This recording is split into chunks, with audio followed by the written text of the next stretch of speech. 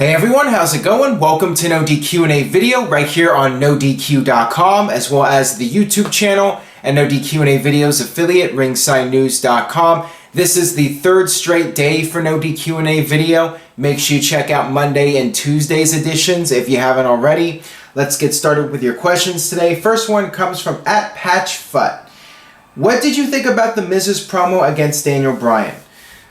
I have gotten so many questions about that promo, at least from a dozen different people. To put it in the Miz's own words, I thought it was awesome. It was one of the Miz's best promos, if not his all-time best promo.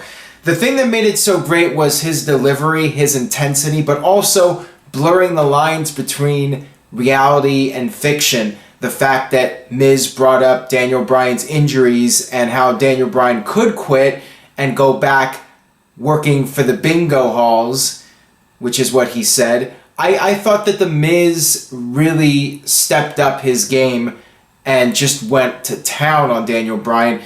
Daniel Bryan getting up and walking off. The whole thing was just so well done. And the fact that we're having to question whether it's a work or a shoot, that's what makes it so great. Some of the best promos of all time do that, where you're not sure what's real and what's not. I loved it, and I really hope that The Miz will get the opportunity to do these kind of promos on Smackdown in front of millions of people. That's what I would like to see. I would like to see him just be real.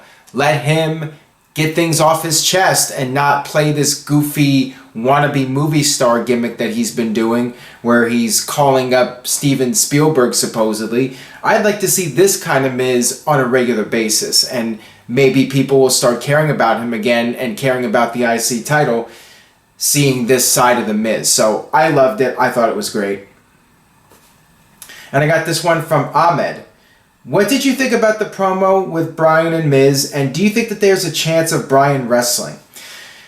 Nobody really knows for sure what's going on with Daniel Bryan. It's really interesting because this definitely came off like a tease for a match between Daniel Bryan and The Miz. But here's the thing.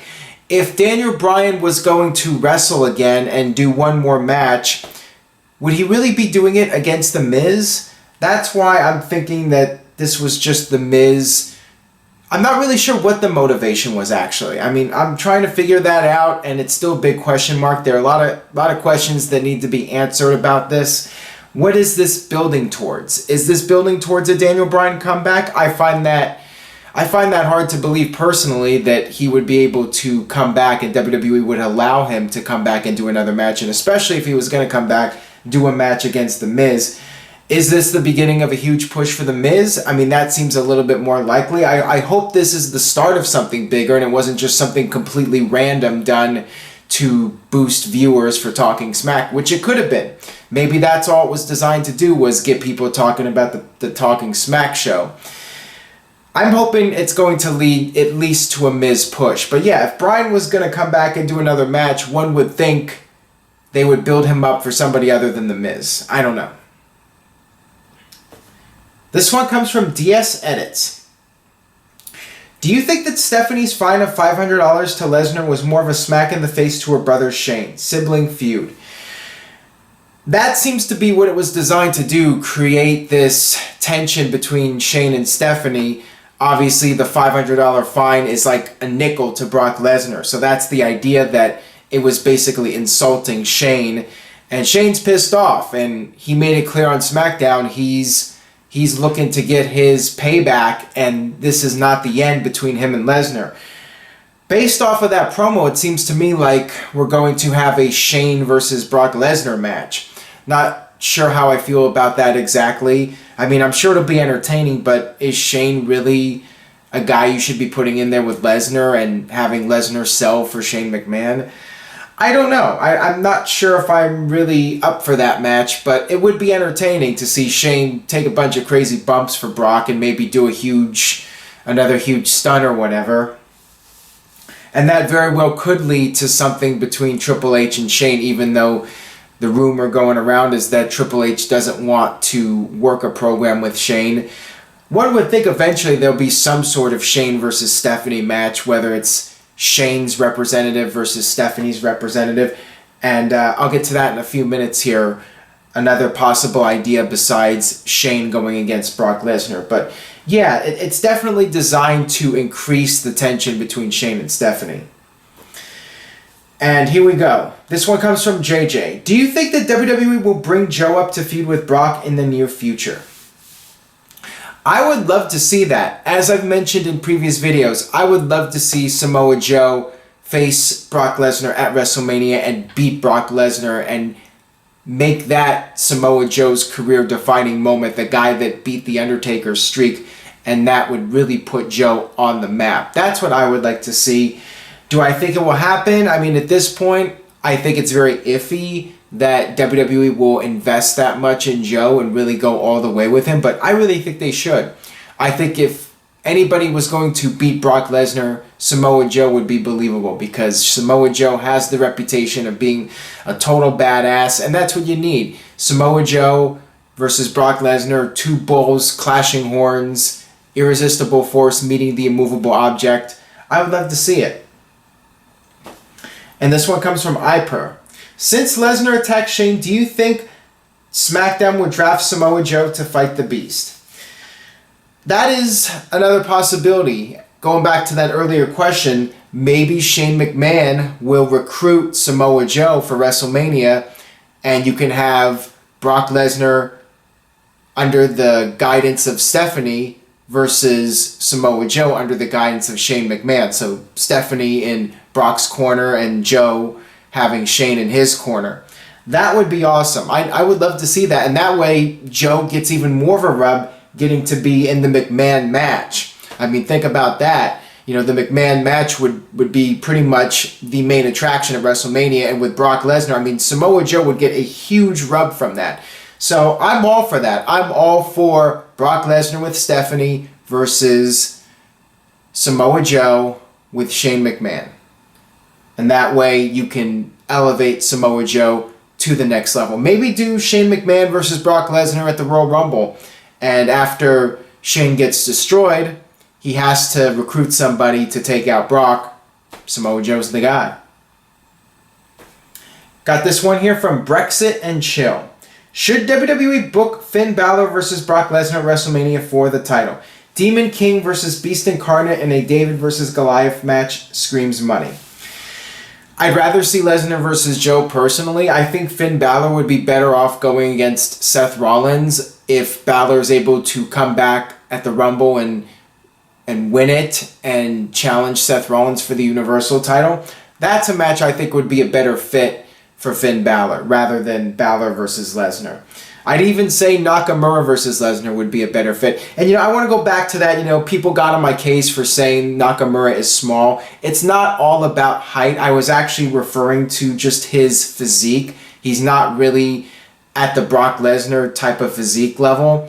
And Joe is even bulkier than Nakamura. That's what I was talking about, like two bulls going at it. I don't really see Nakamura as a bull if I had to compare him to a wild animal. I'm just saying.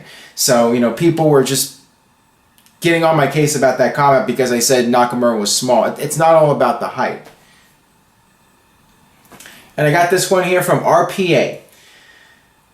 After the clearly heel attitude of Brock Lesnar at SummerSlam, what do you think about Brock Lesnar versus Randy Orton not being over? I'm not sure what the D's are here in this comment, but you're asking about Lesnar versus Orton. I think that's done. I think it was a one and done type of situation. I mean, right now Randy Orton is moving into a feud with Bray Wyatt, and I really have no need to see Brock Lesnar versus Randy Orton again. Is Orton going to get his win back on Brock Lesnar? I mean, that's the only reason I could see WWE doing that match, and to me that would be a mistake. It would just erase what WWE has already done with Lesnar, continuing to build him as a monster, and despite the UFC stuff that went down, WWE's still protecting Brock, and he just destroyed Randy Orton at SummerSlam.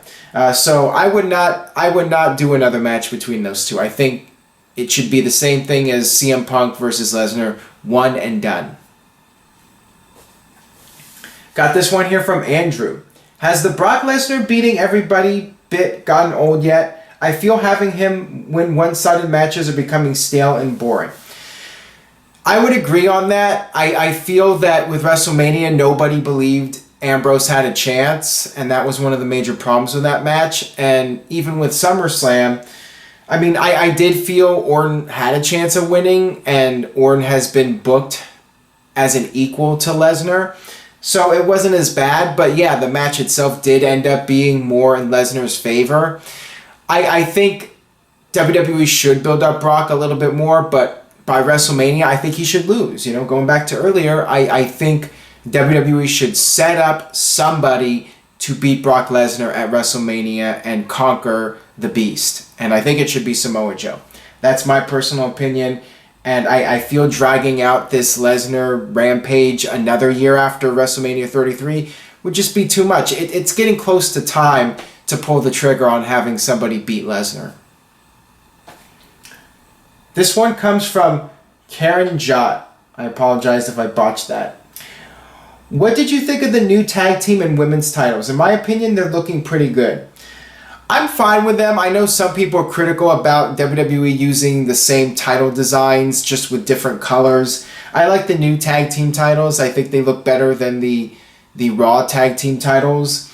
And the women's title, I think it's fine. I mean, I really have no issues, and I wasn't even as mad about the Universal title as some people, just because I'm not this huge belt enthusiast. To me, they're props. I do like when WWE comes up with creative designs, and I like the fact that WWE is still using the old school IC title. You know, I think I would have preferred if the Universal title was like the Winged Eagle. I'm fine with the women's title looking like the women's title on Raw, just a different color. I mean, to me, it's not that big of a deal. Maybe they could have done something different. Maybe they could have done a Winged Eagle style for the Smackdown women's title. I mean, to me, it's not that big of a deal. Got this one here from Howard Halls. Who would be your favorite 5 tag teams of all time? I'd have to definitely go with the Dudleys, Edge and Christian, the Hardy Boys, Legion of Doom, and the Hart Foundation. I think that would be my top 5 right there. Got this one from Paul E. Dangerously. Did WWE drop the ball with the Universal Championship matches? Why didn't they do an Elimination Chamber or something special? The problem with the Elimination Chamber is that WWE needs to configure the arena a certain way for the chamber structure, and there's only certain buildings they can set up the chamber in, apparently. So because of that, you know, that's not really something that they can do on the fly. Just say, hey, we're going to do an Elimination Chamber out of nowhere. You know, there's a lot of process involved in doing an Elimination Chamber match, and a lot of planning regarding, you know, setting up that structure and getting it into the arena with the right configuration. So that's not really something they could have done on such short notice.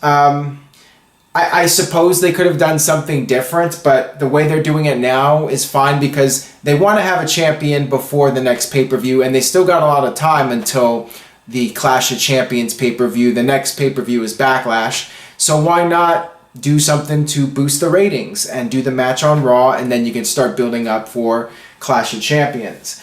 I think it's fine what they're doing, but as I talked about on Twitter, I think the biggest mistake they made was not having the entire locker room come out during that opening Raw segment. I mean, you have somebody like Cesaro. He does this video on the WWE Fallout on YouTube saying that he was upset that he wasn't in the little tournament to get a shot at the Universal title. Where was he at the start of Raw? Why did his character not show up walking down the ramp and laying claim to the title like everyone else? That was a big logic hole. I think that every single guy in that locker room should have come out during that opening Raw segment, and then maybe you could have done a battle royal or something to crown the champion, or even do like a bigger tournament. I'm not sure. I think they just should have had it so everyone wanted to make a claim to that title. Got this one here from Ty Marshall. So Nikki Bella was the heel team at SummerSlam, and then on SmackDown, Carmella turns heel and Nikki turns face. WTF. This was not a surprise at all, and I definitely feel it was the right move. Nikki Bella was not going to be booed at this stage of the game. She got a huge pop at SummerSlam, and it's going to be hard for anybody to boo her because she came back from this serious injury.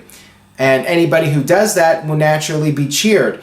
WWE did not turn Rollins, but They did not make that mistake again with Nikki Bella. They turned her face right away and turned Carmella heel, which I felt Carmella's act was a bit annoying, and I feel she's better as a heel, so why not? I think it was definitely the right move to do that double turn. And yeah, Nikki just showed up as part of the heel team because there was that open spot, and that was the opportunity for her to return as a surprise, and that's what they did.